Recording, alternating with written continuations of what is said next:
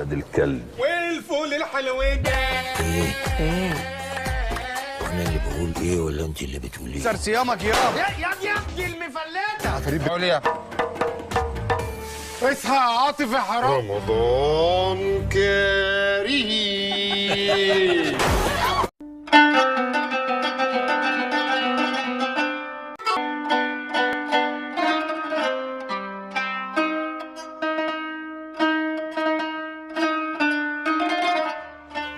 السلام عليكم ورحمة الله وبركاته. يا هلا وسهلا بكم متابعي قناة رمضان أجمل.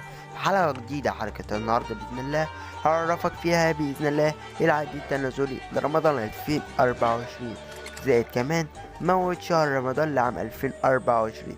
بس قبل ما نخش في تفاصيل الحلقة عايزك أهم حاجة إنك تنزل تشترك في القناة، وإنك تفعل زرار الجرس، وإنك تعمل لايك للفيديو ده وشير، وإنك كمان هتقل عليك تسمع الفيديو ده لحد الآخر. ويلا بينا نخش في تفاصيل الحلقة ونشوف أفضل التعليقات بتاع الفيديو اللي فات. ويلا بينا نقول بسم الله توكلت على الله.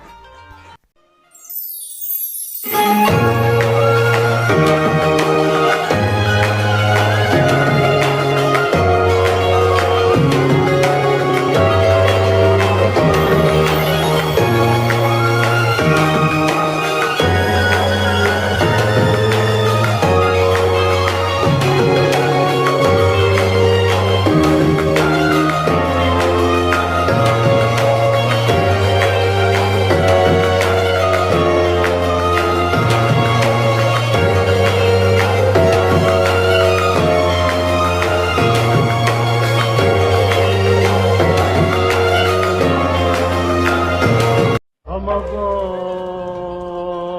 أهلا.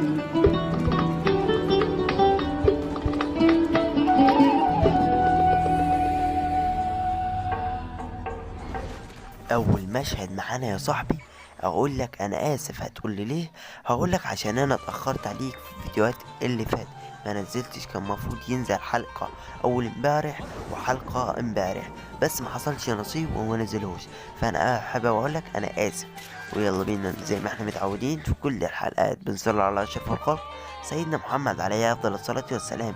موعد شهر رمضان لعام 2024 واللي هيكون يوم 11/3/2024.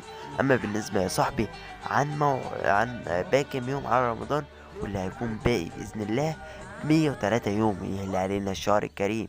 اللهم بلغنا رمضان لا فاقدين ولا مفقودين يا رب العالمين.